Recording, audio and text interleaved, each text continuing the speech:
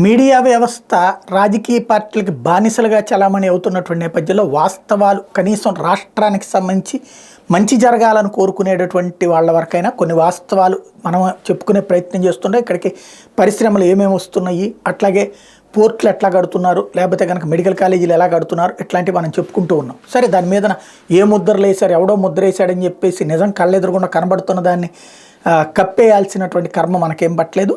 మన పని మనం చేసుకుంటూ పోతున్నాం. ఇప్పుడు క్రిందటి నెలలో పెట్టుబడులకు అనుమతి ఇచ్చారట. అది గొప్పగా చెప్పుకోవడం వైసీపీకి చేతకాల, కానీ దాన్ని చెత్తగా చెప్పుకోవడం మాత్రం ఈనాడికి చేతనైంది. రాష్ట్రంలో వచ్చినటువంటి పెట్టుబడులకు సంబంధించినటువంటి అంశం. కర్నూలు నంద్యాల జిల్లాలో 1500 మెగావాట్ల సోలార్ పవర్ ప్లాంట్ గ్రీన్కో సంస్థకు అనుమతి ఇచ్చారు. సత్యసాయి అనంతపురం జిల్లాలో 3350 మెగావాట్ల సోలార్ పవర్ యూనిట్కి జేఎస్డబ్ల్యూ నియో ఎనర్జీ లిమిటెడ్ సంస్థకి అనుమతి ఇచ్చారు.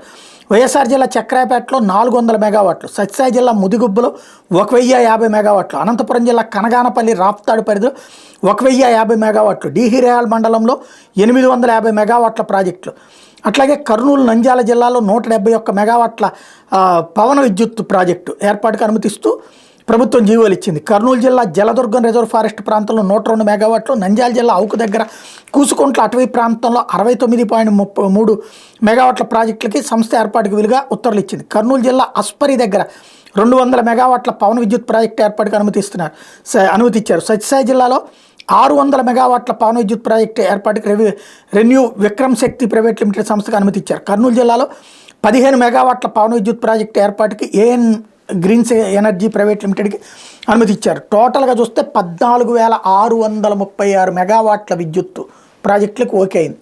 సరిగ్గా ఒక్క 2 ఏళ్ళు తిరిగితే కరెంటు కొరత కాదు, కరెంటు ఛార్జీలు తగ్గించడానికి ఉపయోగపడేటటువంటి స్థాయిలో పవర్ ప్రొడక్షన్కి సంబంధించినటువంటి ప్రాజెక్టులు. ఎందుకంటే మరి 25 ఏళ్ళు 50 ఏళ్ళు పట్టదు ఈ ప్రాజెక్టులకి. ఏడాది 2 ఏళ్లలోనే పవర్లోకి వచ్చేస్తాయి, వాడకంలోకి వచ్చేస్తాయి. కాబట్టి ఆంధ్రప్రదేశ్కి ఒక అద్భుతమైనటువంటి సువర్ణ అవకాశం రాబోయే రోజులు.